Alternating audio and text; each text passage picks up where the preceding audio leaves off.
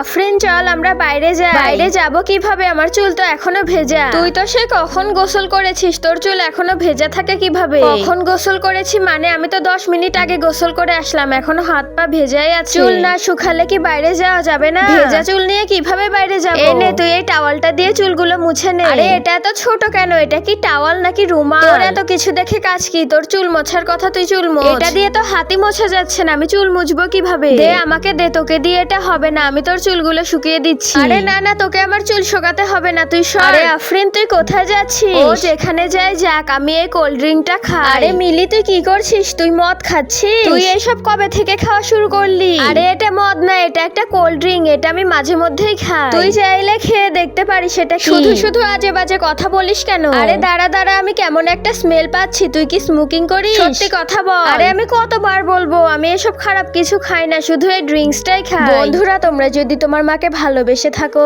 আর এই ছবিটিকে সুন্দর মনে করে থাকো, তাহলে ভিডিওতে একটি লাইক করে চ্যানেলটি সাবস্ক্রাইব করে দাও।